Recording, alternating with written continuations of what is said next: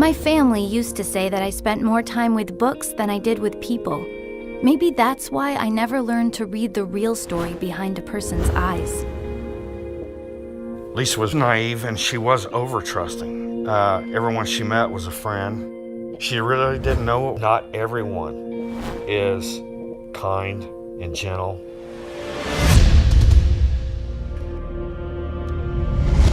After Lisa's body was found, Lisa's neighbor told investigators about a man named Jerry Darnell.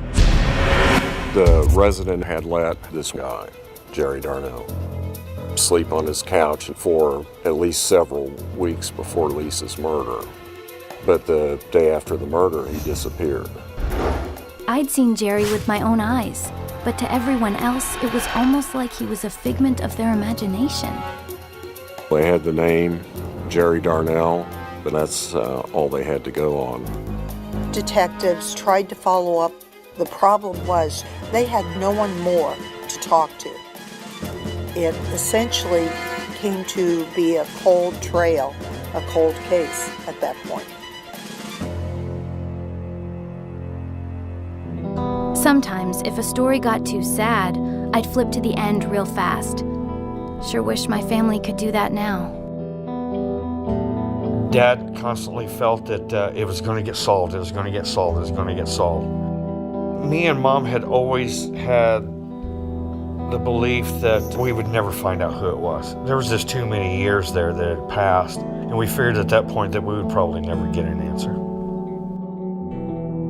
Time sure feels different when you're standing in eternity.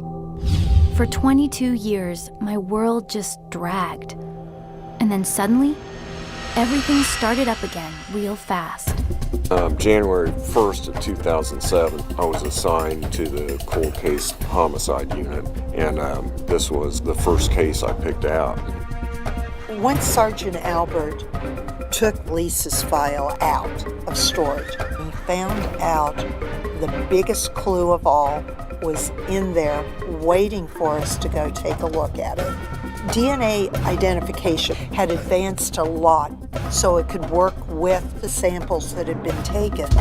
At that point, they're sent over to our lab to be worked up for the DNA profile. They say that evil lurks in the shadows, but in a crime lab, there's no place to hide. 3 or 4 months after putting in for the DNA to be processed, we did get back a profile, and I thought right at that point, we've got a chance of solving this case.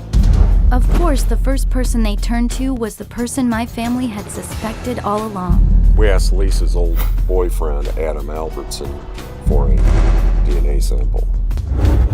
We had to know once and for all, positively, that Adam Albertson was not the man who killed Lisa.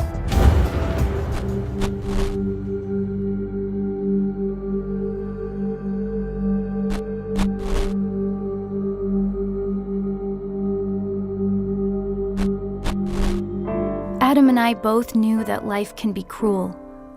Sometimes, it's harder being the one who survives. I felt guilty for the longest time that it was my fault for letting her go without me. Instead of being tired and wanting to go to bed, I should have just went with her and then none of this would have been happening. I just didn't comprehend of why somebody would do this to her. And I was just a wreck for the longest time after that. We were accusing him for all those years and didn't really know. At that point, I realized, what have we done? I felt so bad for him. Adam never had any reason to feel guilty, but somebody sure did. And investigators were about to rewrite his final chapter. 4 to 5 months after submitting the DNA to be processed, we got back a hit from a known offender, and that offender was Jimmy Atterbury.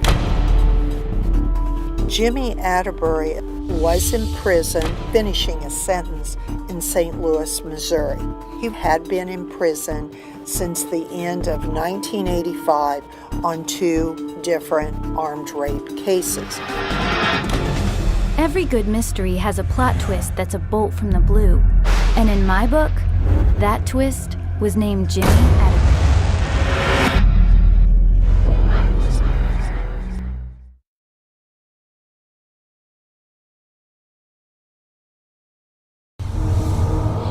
I'd known who killed me for 22 years.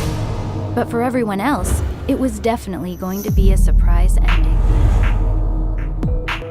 In 2007, we learned that the DNA found on Lisa Lightfoot's clothing matched a felon, Jimmy Atterbury, who was just completing a prison sentence. When I started doing research on Atterbury, found out that one of the aliases he used was Jerry Darnell. Jimmy Atterbury was, in fact, the Jerry Darnell that had fled from Lisa's apartment building during the course of the neighborhood canvass.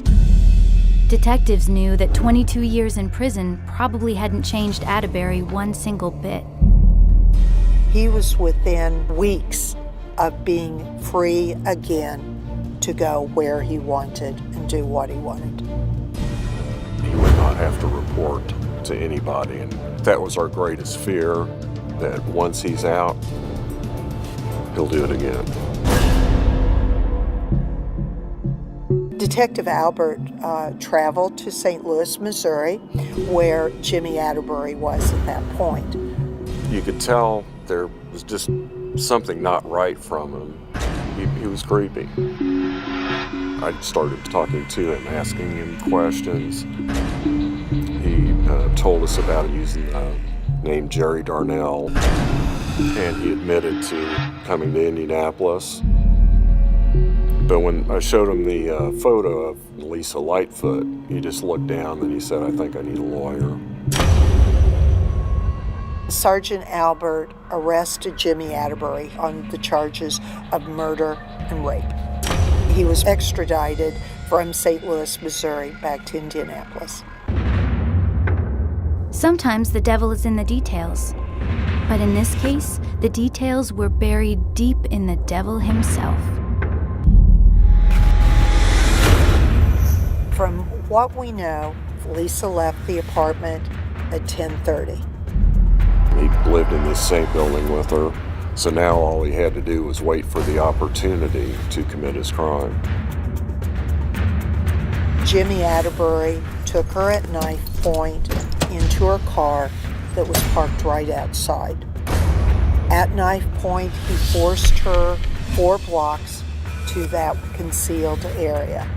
At that point, he choked her into submission and stabbed her in the chest. He then sexually attacked her, and then, while she was laying helpless, dropped the boulder on her head and killed her. When I heard about the arrest, I was excited. I was happy until the day I went to court. The judge asked him if he even wanted to offer an apology, and he never even said a word. Lisa's passing is a loss to all of us. What is it that she would have been capable of doing for the world? You know, she never really got a chance to